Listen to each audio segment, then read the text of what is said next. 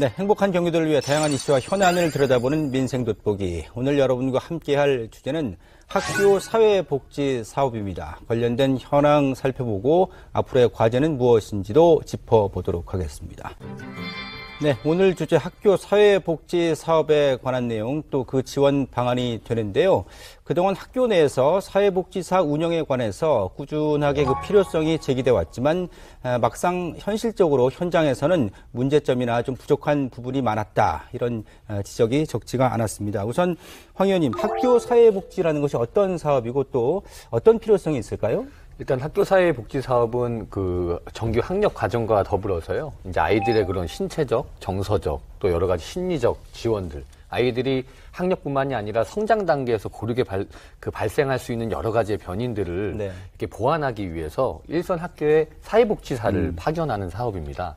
그래서 이제 학교가 꼭 학습의 장을 떠나서 이제는 돌봄의 기능, 또 여러 가지 또 가장 발달의 기능들을 도맡아가는 그런 교육기관으로서 아이들이 어떤 심리적, 그다음 지적 능력, 또 여러 가지 상황의 능력, 또 뭐 이런 학교 폭력 그 이후에 여러 가지 이런 어떤 자립이라든가 또 어떤 이런 회복의 기능, 이런 다양한 요구들이 학교에서 이제 필요하게 되는데 이런 사회복지사들이 그런 부분들을 아주 다양하게 케어해 주시고 접근해 주시면서 아이들의 그런 여러 가지 학습 능력 외에 그런 어떤 상호 보완 작용들을 그렇게 해주는, 어떻게 보면 아이들의 어떤 전인적 발달을 위해서 아주 필요한 그런 사업이라고 할 수 있고요. 경기도교육청과 각 지자체가 매칭 사업으로 한 몇 개 시범 정도 지역을 선별해서 지금 운영을 하고 있는 상황입니다. 그리고 경기도가 최하위권이다.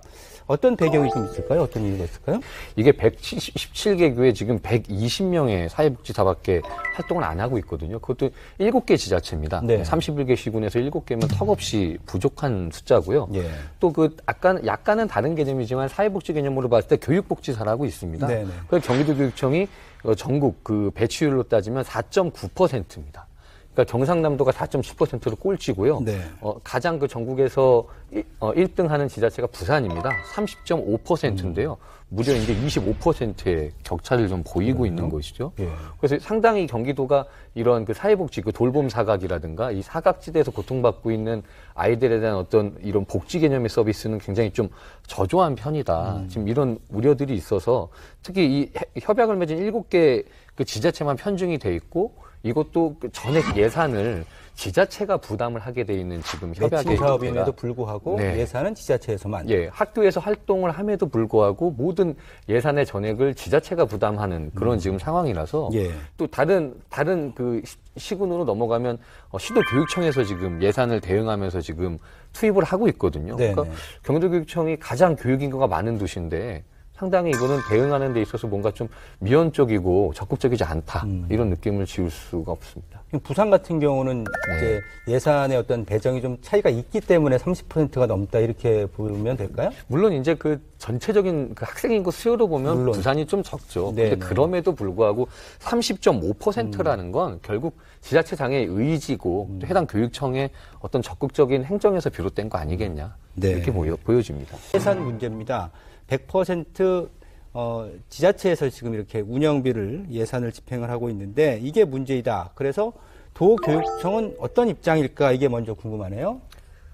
도교육청 입장 간단합니다. 예. 강 건너 불구경하고 있는 거죠. 지금 보면 제가 7개 지자체 분들 다 만나뵀어요. 그럼 이제 그분들이 하시는 토론을 들어보니까 그분들이 이제 한 2가지 조례에 근거해서 이제 운영비를 지원하고 있습니다. 하나는 교육경비 보조 조례, 하나는 학교 복지사업 지원 조례 등으로 이제 지자체가 하고 있는데 대부분 이게 지금 이제 5년 차가 넘어가는 협약이거든요. 그럼 이제 시에서도 문제 제기를 하는 거죠. 네.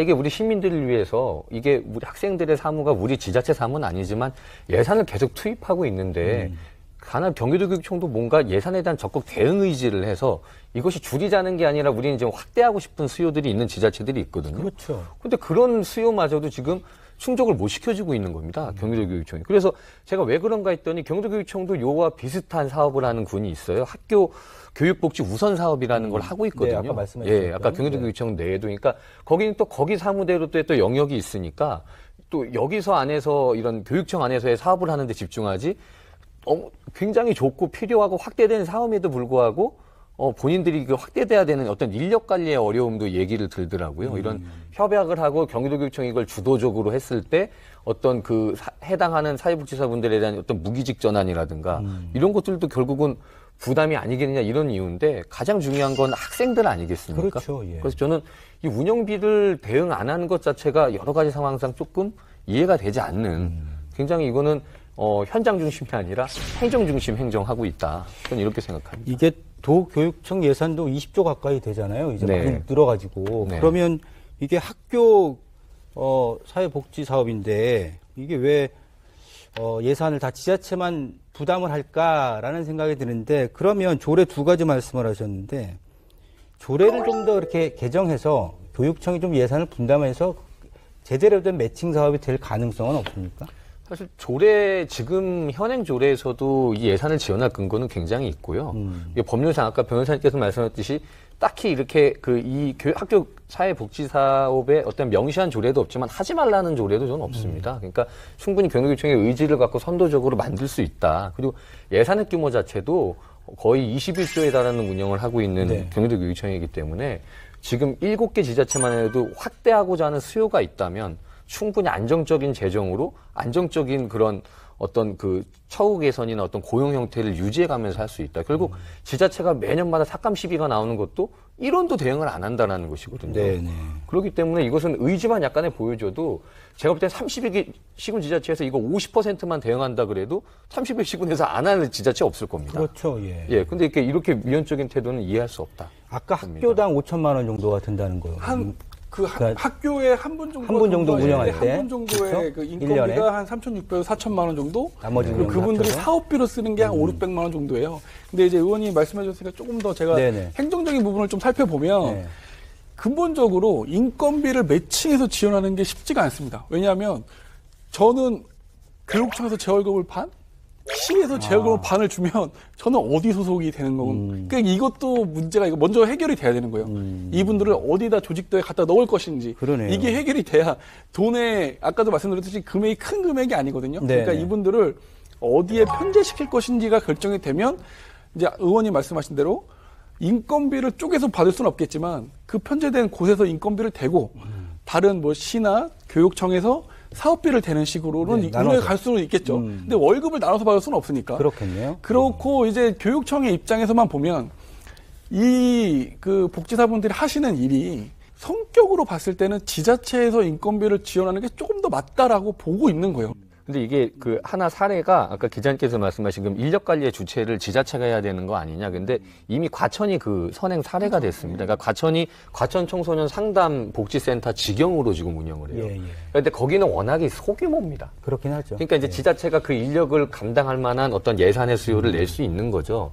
근데 저는 아까 말했지만 경기도교육청 입장은 이게 지자체 사업인데 왜 우리가 인력을 이렇게 부담해야 되냐 이렇게 말하지만 전 학교 현장이거든요. 그렇죠. 이게 학교 과정에서의 부적응이 아닙니다. 어떤 기타 여러 가지 이 초중 의무교육 과정에 다니는 학생들이 감당할 수 없는 사회적, 심리적, 정서적 요인으로 당하는 피해라면 인력 관리를 오히려 저는 경기도교육청에서 부담해서 그것을 선도적으로 저는 지원해야 되는 것이지 지자체에게 떠미는 건 그거는 단 한 명의 아이라도 포기하지 않겠다라는 네. 경기교육 약속을 본인 스스로가 어기는 것이다. 그렇게 생각합니다. 안정적이지 못한 상태에서 아이들을 대하는 거잖아요, 학생들을. 예, 좀 맞습니다. 여러 가지 힘든 부분들이 많겠는데요. 그러니까 학교사회 복지사분들의 삶의 질이 사실 아이들한테 그대로 투영되는 것이거든요. 그렇죠. 그럼 예. 이분들에 대한 처우 개선과 고용 안정을 줘야죠.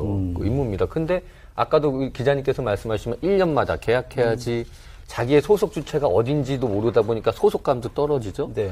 또 아까 우리 의원님께서 말씀하셨듯이 이게 그냥 눈에 보이지 않는 계급사회처럼 예. 약간 이렇게 당연히 써야 될 나의 그 복지의 권리, 그런 노동의 권리, 여러 가지 휴가, 연가, 병가 이런 것들도 사용이 제한되는 것이죠. 예. 이분들 사명감을 굉장히 갖고 하세요.